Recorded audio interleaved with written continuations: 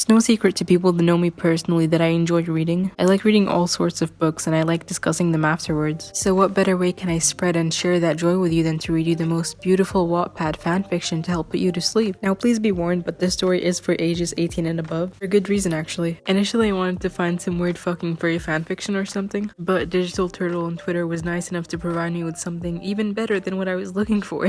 I heard that a lot of people are into Timothée Chalamet these days, aren't they? Now despite the fact that it took me longer than it should have taken me to pronounce his name properly, I am giving this man a shot by choosing to read a very dirty fanfiction revolving around a love story, if I can even call it that.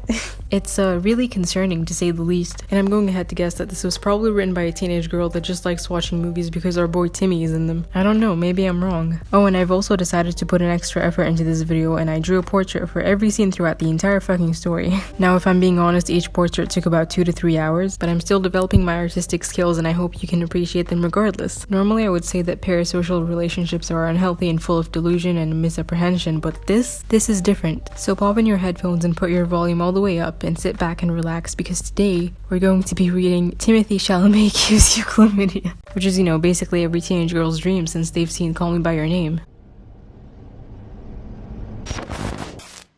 Timothy had been avoiding you for days. At first you thought nothing of it, as he loved nothing better than being a brooding, Byronic cunt.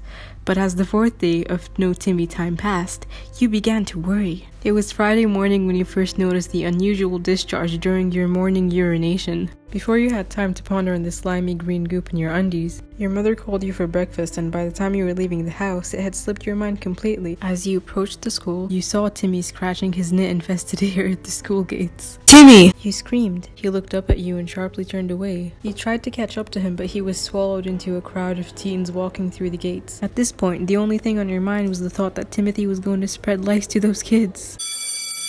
Later that day, you saw Timothy at his locker, but he didn't notice you as you approached him. "What the fuck is going on, Tim?" you asked quietly. Timothy began to speak angrily as he ripped off his locker and threw it down the hall. "I have chlamydia."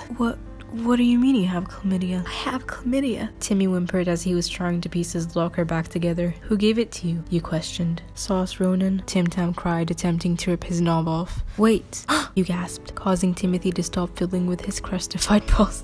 "If you have chlamydia," Timothy stuffed his freshly amputated bullock in your mouth, interrupting you, "then you also have chlamydia."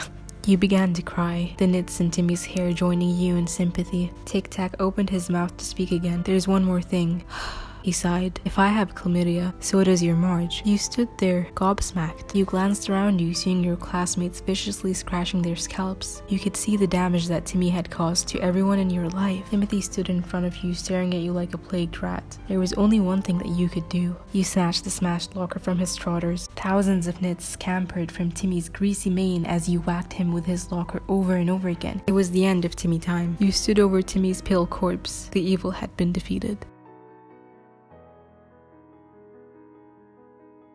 I don't know, I think this got a little bit too emotional for me. Anyways, I'm really hoping there's a part 2 or something to this story. I kinda really need it.